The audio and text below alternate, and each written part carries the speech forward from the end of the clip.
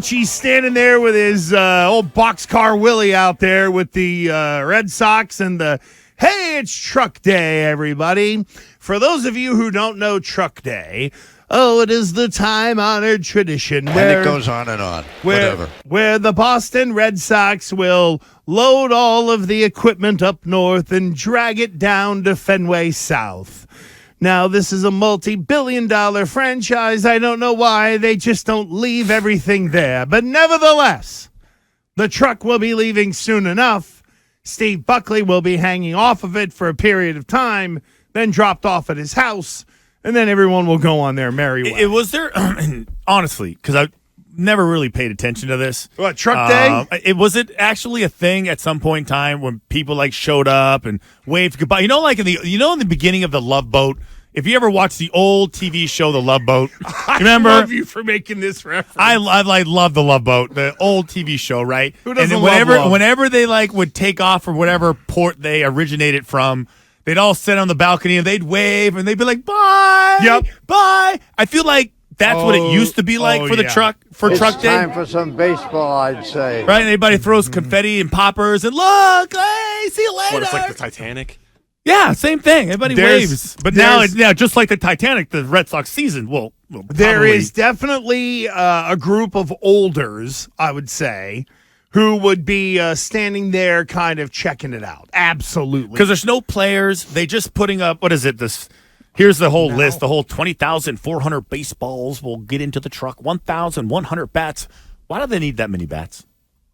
Why is there that many? Don't they all have their own bats, their own gloves? Like, why are they bringing so many helmets, 160 white game jerseys? Saves them money from extra bag fees on American when they fly these people in. I guess it's a thing. It's just not a thing. It's just maybe it used to be like here. I'm legitimately getting excited because Truck Day is supposed to create some sort of emotion to get you excited about the upcoming season. Hey, good things are on their way. This offseason with the Red Sox has been one of the worst, most boring off seasons that I can remember. It's been a debacle, and they have found a way to forget turn fans off, but alienate them.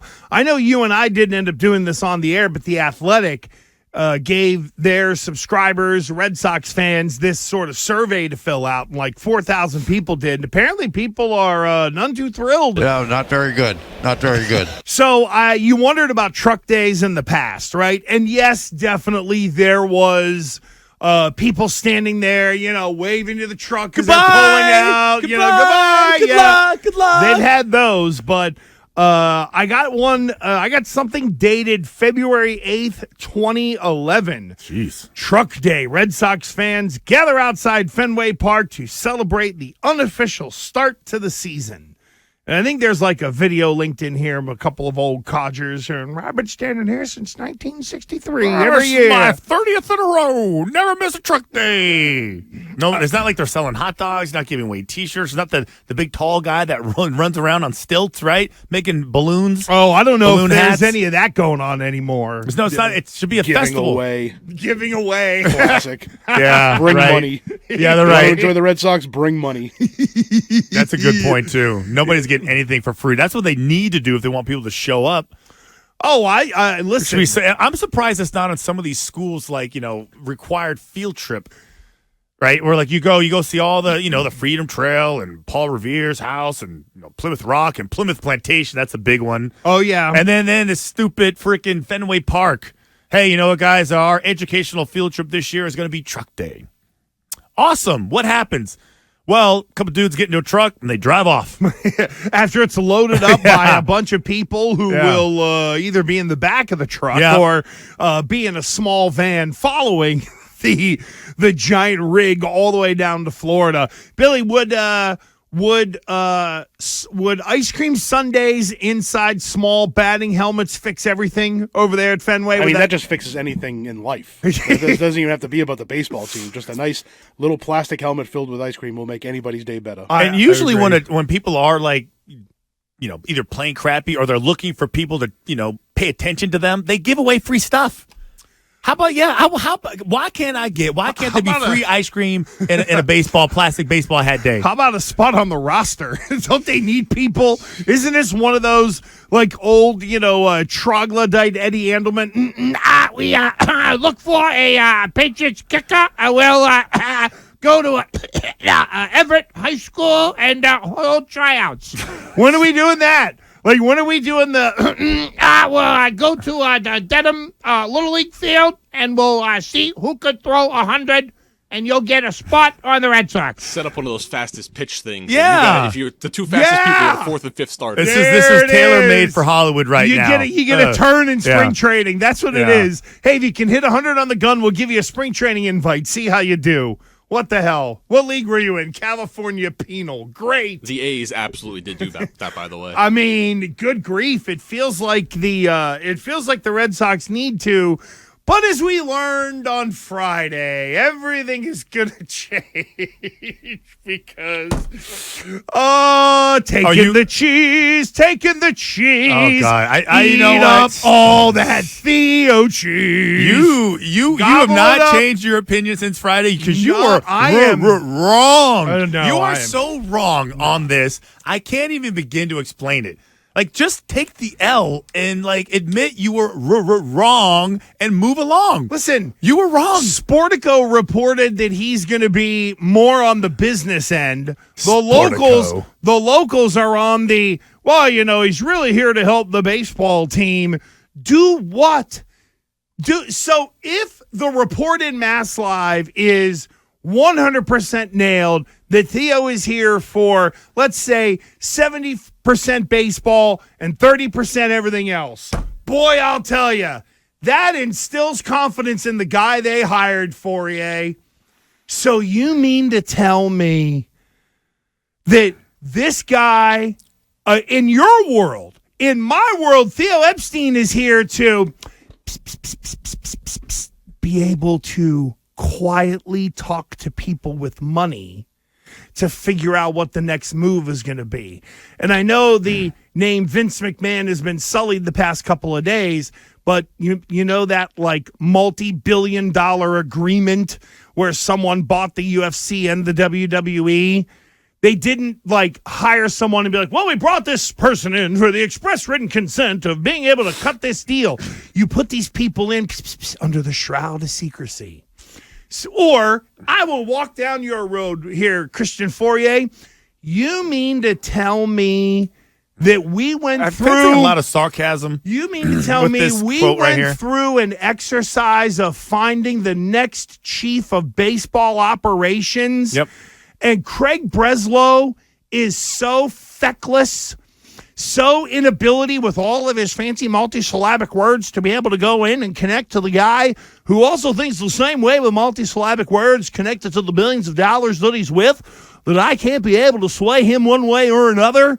And that you got to go get this guy, give him a job where it's, hey, we'll give you equity in FSG because you've clearly way outgrown doing anything but big league baseball because the guy we hired can't get the owner to move off his principles. By God, then what the hell are we doing here? Well, nobody said dysfunction wasn't a big part of their DNA or making emphasizing certain positions or, having a backup plan. Theo is a baseball guy. He will be doing baseball things. That is where I will leave it. You have this grand, wacky, ignorant opinion. It's not ignorant. It's how it's done in the VC world. Okay, of you think he's some venture capitalist that's going to roll into some some conference room with all these charts and numbers. We're like, we should put all our money on stocks and bonds and blah blah blah, and bullion cubes. Yeah, because here's the thing. Hold on, wait a second. You can't have a guy at the top of the masthead doing this stuff. It's an underling. Having consultants, high level consultants, reliable, approachable, and that you are tied to. There's a connection between this franchise, and be honest with you, there's a connection between Breslow and Theo. Also, Theo hired Breslow. So in multiple different times. So there's no animosity. I don't think Theo wants to run the show. But I think, and the other aspect of this is you're right about Craig Breslow, right? You're going to hire this guy, then you're going to like neuter him and not let him make any decisions and assume that he can't convince John Henry. Well, Chaim Bloom couldn't. Chaim Bloom, whether he tried or he couldn't convince John Henry to spend money on certain players. So here comes Craig Breslow, and then you hire this guy, and yes or no, nobody really wanted this GM job. How many different people did they have to go through before they finally ended up on one guy who would take the job? Is that pretty much correct? Sure as hell looks like there were not people lining up for this gig. Absolutely. Okay. So, and then the other aspect is it doesn't seem like ownership is really emotionally invested as much as they used to be. True or false? It's interesting that ownership, or at least that there was a source that said that. I'm going to assume that Sam Kennedy will be pushing back on that. Well, he'll call you a liar. He'll call you a liar if you say no. I would, that one might be up in the air a little bit based in their mind. And was it not reported that guys that got things done with John Henry were guys that literally had to go in there and convince him and slam their fist on the desk saying, you need to hire this guy? Like Dave Dombrowski is the extreme. Theo was probably the originator, but he still had to do it. Chaim couldn't do it. Do you think Chaim Bloom had to kick and scream to sign Trevor Story? Do you think Chaim Bloom had to go in and kick and scream to get Rafael Devers signed? What was Chaim Bloom's blind spot when you think about? He didn't want to trade prospects. Didn't want to trade prospects, and he could not pull the trigger at the trade deadline. He just wouldn't do it. And to me, but he got John Henry to spend on two guys. Which guys? A Story and freaking Devers. Devers was a no-brainer, and you were losing. We're talking like that's the best he could do. Devers, who was obviously going to be here.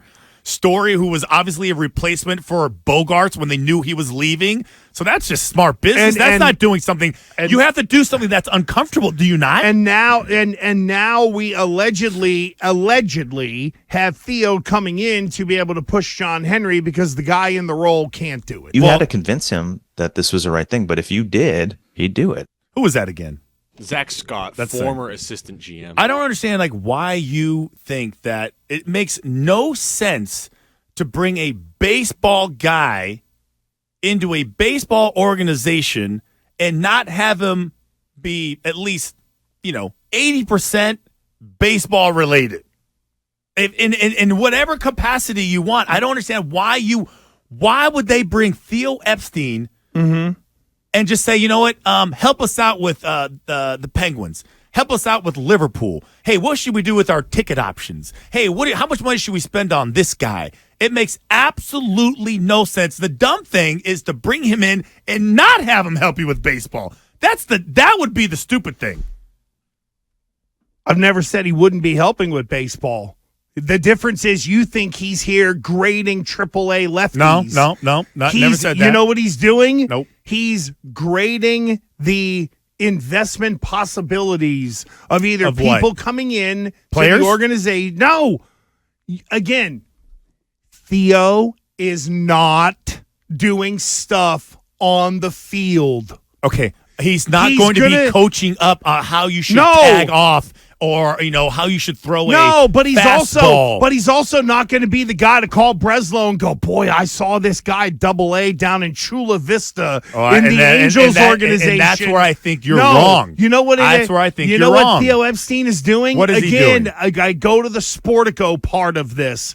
There's no way they brought this guy in and gave him ownership in FSG to then figure out which lefty is going to come out for 2 outs in the 8th inning for the Red Sox. Here's where Theo has ties.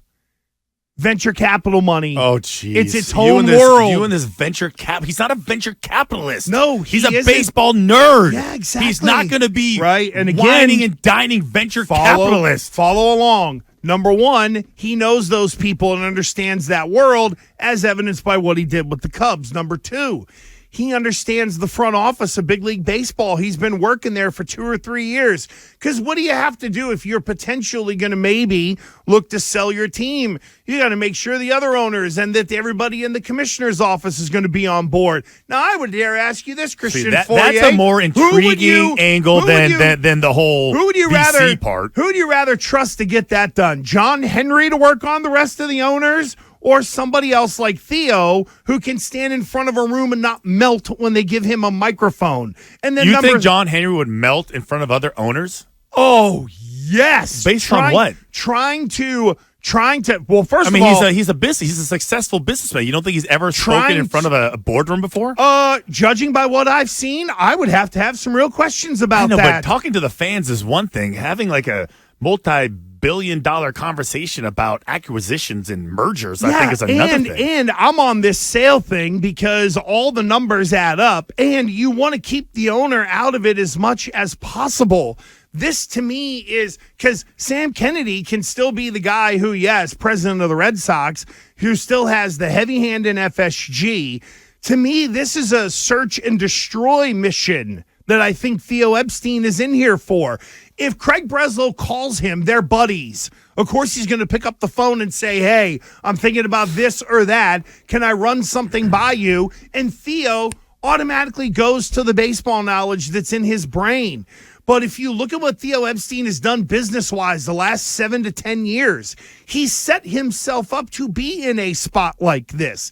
And then, extrapolating my thoughts on it, if you're Theo, then you're the point guy for a new owner coming in if Henry does say flip the Red Sox or something like that. You're the guy then left behind with all the knowledge. Theo Epstein is in an ultimate power position. Either folks like you have taken the cheese on, he's here to help the Red Sox, or this guy is in here to do the business, helping the Red Sox, helping sell the Red Sox versus build the Red Sox. Two very different things. Well, I think they're one and the same, to be honest with you, because I don't think you'd have him in the building and him not helping you build the team, co-sign on deals, give advice, talk to ownership, talk to other GMs.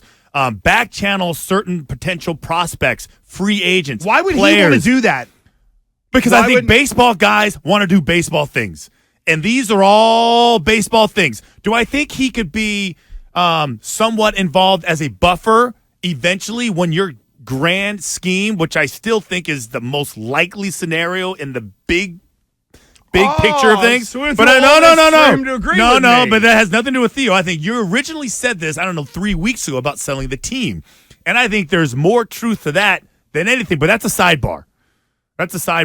But I think that when it comes to Theo, and whether they're telling people the truth, maybe they're trying to hide what he's really here for. Yeah, you're hoodwinked. Okay, but I would say no. Baseball guys, their nature is to do baseball things. Can he be part of a bigger picture play? Of course he can. But in the meantime, I think 80% of his time is on this franchise, the popularity of it, its perceptions, its growth, its management, and its overall success.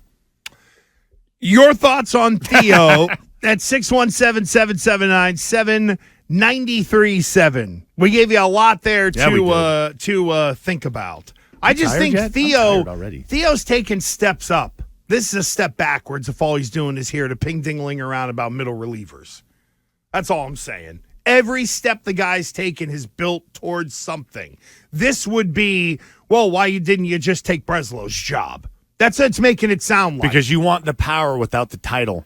In some of these franchises, some of the guys that run around, what is it? Not Goodfellas, Casino. Yeah, Sam Rothstein. He had lots of titles, food and beverage. He was still running Vegas, where it makes sense. Yeah, I think Theo likes money. Well, he's got plenty of it. He's followed it. No, you know what he likes is more money. They never. Yeah, you know what I'm sure he'd love to do. You want him down on the farm evaluating pitchers. No, you know what he wants to do that. He has people for that. He wants to own a team, and the way to get there is by doing something like this, where you're not worrying about the fifth inning right-handed pitcher. It's more about, hey, what billionaire am I going to be able to bring to the dance who's going to want to pump a bunch of money into this thing, and then I get more power? I'm just saying. I think you're speaking for yourself. Oh God, no! Listen, if I could do it, I wouldn't be doing this. This is your mind-numbing imagination. schlock. This is your imagination. I just think you situation. can see it. I just think you can see There it may from be a mile away. There may be a bigger play here. I'm not gonna completely kill your dream. I don't think Theo Epstein is stuck in "I'm just a baseball guy" mode. I think his No, it's more involved than that. Are much more than that.